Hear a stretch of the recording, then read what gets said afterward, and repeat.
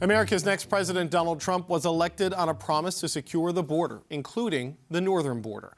Irregular crossings into the United States from Canada are on the rise, an issue Trump's new border czar says he plans to deal with the moment he takes office.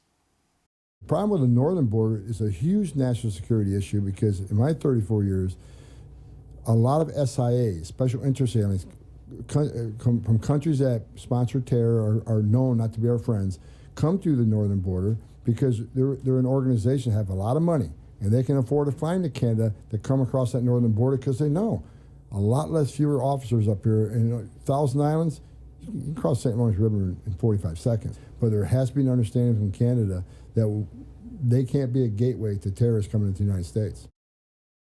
Dominic LeBlanc is the Minister of Public Safety, Democratic Institutions and Intergovernmental Affairs. He's also the Vice Chair of the newly reformed Cabinet Committee on Canada-U.S. Relations. Minister, welcome back to the show. Hi, David. I want to start with the issue of the border because, as I'm sure you know, the President-elect's border czar, Tom Homan, said the Canadian border is an extreme national security vulnerability and one he plans to deal with the moment he takes power. What's your sense of what Tom Homan intends to do there? So we obviously have taken note of these comments. We share the incoming administration's view and the current American administration's view that borders need to be secure, that no country wants a border to be an entry point for extremists or terrorists. That's true. Canadians expect us to secure our borders against those threats. So we understand the Americans will want to do the same thing. The good news is Canada and the United States has done this work together in terms of the Canada-U.S. border for decades.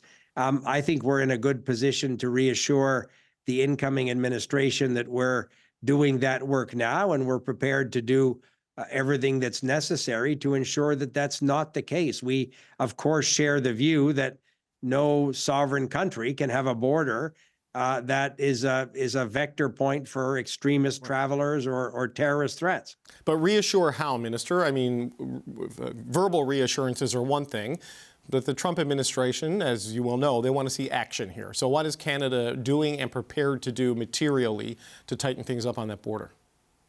So very good point. We'll point to having removed over 15,000 people who are here illegally last year.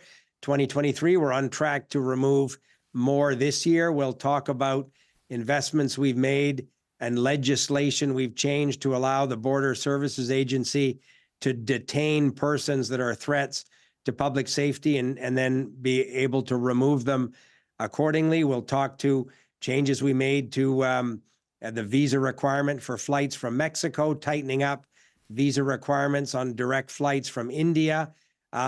This is work that the Immigration Department is doing. The RCMP update me regularly on the plans they have in terms of contingencies and interdicting persons trying to cross the border between recognized border crossings. As you know, David, the CBSA, the Border Services Agency, is responsible at the 117 land border crossings. It's a 9,000-kilometer border. There are 10 airports where CBSA has jurisdiction, but the RCMP are responsible with their American counterparts at these non-recognized border crossings. And I'm very confident that they have the people and the technology necessary to secure that border. Well, on that point, U.S. border agents say they arrested 19,000 people trying to illegally cross into the U.S. from Canada in the past 12 months, and that's just in what they call the Swanton sector. Minister, that's Vermont, upstate New York, that area. So it's a significant population area, but not the entirety of the border. And that's more than the previous 17 years combined. So if you have the resources in place, why are we seeing such a surge there? It's a global challenge, David. This is happening at border crossings into Europe. It's happening at other border points around the world. But those numbers obviously are a source of concern that we share. That's why, as I said, we've changed some of the visa requirements in terms of arrivals directly from Mexico or India. Those were two obvious potential points. But we've increased resources for the RCMP and CBSA in terms of interdiction. And we're prepared to The Immigration Department, I was told this week, has increased by 600% the investigations for fraudulent misrepresentation when people apply for a visa to come here. If it's determined that they're misrepresenting the reasons why they want to come here, it's not for some uncle's wedding, but it's actually to try and illegally enter another country, the United States. The Immigration Department is ramping up the investigations and then the denials of those visas. So we'll work with the Americans to ensure that that number is brought down as much as is possible, but recognize that we have to do that work together with them, as we've done for decades. The RCMP has said they will redeploy resources to deal with the border, buy new vehicles, new equipment, new gear, but that's going to take human resources and financial capital away from other priority areas. So are you going to give them extra resources to deal with this, or do they just have to make do with what they have and borrow from one part of the operations to deal with the border challenges? Yeah, a very good question. That would not be reasonable. They do terrific work on national security investigations, transnational criminal investigations. In fact, they, with American counterparts, dismantled a pretty extensive human smuggling ring a few weeks ago. So we need them to continue to do this important work. And I've said to the commissioner that we'll absolutely increase the resources that he determines are necessary should that be the case. In the interim, they're able to redeploy existing resources, but it's by no means a long-term solution. And in order to ensure that they're not forced to sort of cut back on that other important work, we'll absolutely give them the resources they need to ensure that the border remains secure and safe. But I have a lot of confidence in the work that they do. They're using increasingly sophisticated technology. They have air assets that they can deploy, but we'll make sure, David, that they have absolutely everything they need to do that job that Canadians expect them to be able to do. I know you had asked Commissioner Duhem to try to come up with some sort of an inventory of needs by today. Do you have a sense of exactly what the Mounties are going to need in terms of humans and equipment and just dollar amounts to deal with this? So I don't have the final details yet. I had a briefing earlier this morning where I was told they're in the process of finalizing that.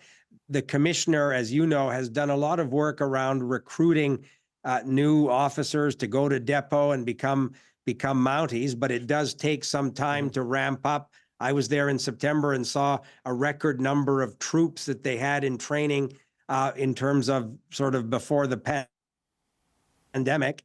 He's doing great work in that regard, but that is not an immediate solution. He'll continue to do that. We'll give him the resources he needs to recruit and fill some of the vacancies in the existing RCMP ranks.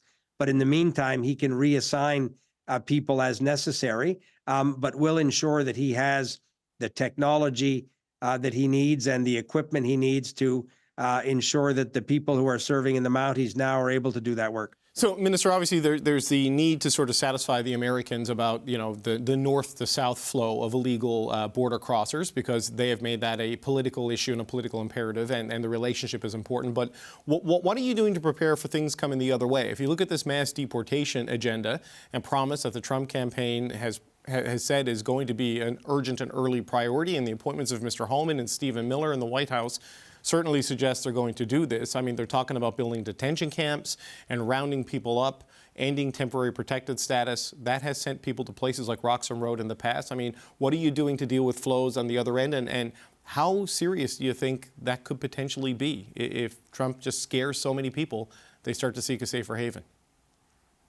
Again, very good question, David, and one that the Border Services Agency and the RCMP and the Immigration Department have been preparing for. The contingency planning has been going on for many months. Obviously, we need to see what materializes in terms of a potential increase in the south to north traffic. But the changing of the safe third country agreement, which in fact sort of blocked the Roxham Road challenge or massively reduced it, means that now somebody who illegally tries to enter Canada will be detained and returned to the United States, including at non-recognized border crossings. So that's a circumstance that didn't exist 2 and 3 years ago when we saw some of the increases at Roxham Road. There are, David, many legal pathways for people to come to Canada, but those that choose to come illegally will understand that they'll face Canadian law enforcement, be detained, and be returned to the United States. So my colleague Mark Miller, the immigration minister, said that not everybody is welcome to come to Canada. People are expected to follow the rules when they come here. We have an open and generous and fair immigration system, but people have to follow it. And choosing to come here en masse illegally is not an option. It'll be met with enforcement action, and people will be turned around. So, and we'll work with the Americans. I can't imagine the American administration solution, David, is to if they proceed to enact some of the policies they campaigned on, Right. it doesn't include facilitating people coming illegally to Canada. That's No, not part of their plan. But what's to stop them from? Doesn't happen. But what's to stop them from changing the Safe Third Country Agreement again? I mean, it was changed when Joe Biden came here for the visit, and but you know, who's to say the Trump administration doesn't want to go back to the old way? That if they show up in Canada, it's Canada's problem because it gets them out of the country and it's something they no longer have to deal with. We have no reason. In the previous Trump administration, they were favorable to expanding the Safe Third Country Agreement to these to the entirety of the 9,000-kilometer land border. It's in the interest of both countries, David, that people can be turned around at the border. It's in the Americans' interest that this agreement remain in place. But we'll continue to show them and to work with them, show them the merit of the agreement. And ensure that it's applied in a fair and appropriate way. That's what a rule of law country would expect, and the Americans would expect us to do no different. But we have no reason to think that they have a plan to abrogate the agreement. Just one last question, Minister, on a quick topic pivot. The public inquiry into foreign interference being led by Justice Ogg asked for an extension on their report deadline to the end of January now, which you've granted. Are you worried that pushing this out could mean that the recommendations and the changes she would recommend on tightening things up in elections might not be in place before the next election happens, given all of the instability in Parliament? I would hope not, David. I asked myself the same question. Obviously, when the commissioner asked for that extension, because in her view, to complete the work that we asked her to do, that extra month will be important. Parliament asked her to look at things, for example, like the National Security and Intelligence Committee report around parliamentarians and foreign interference. So we have, to some extent, asked her to undertake additional work once her mandate had started. I think it's reasonable to grant her the extension. I had given the opposition House leaders with whom I had negotiated the terms of reference a heads up that we had received this and we were inclined to grant it. 2 of the 3 replied, absolutely no problem. And one of the other ones said, thanks for the heads up. So in the end, David, we did what we thought was fair to the commission. We're not looking for an early election. We wish that they would make Parliament more functional, but we look forward to the recommendations of the Commission. And when we receive them, we'll be in a position, I hope, to move very quickly on implementing a lot of the recommendations. My hope is to go to Cabinet with a protecting democracy sort of 3.0 plan. I wanted to wait till we had the recommendations of the Hogg Commission. It's still my hope that we can incorporate those into some adjustments we would make. Public Safety Minister Dominic LeBlanc, appreciate the time today, sir. Thanks. Have a great weekend, David.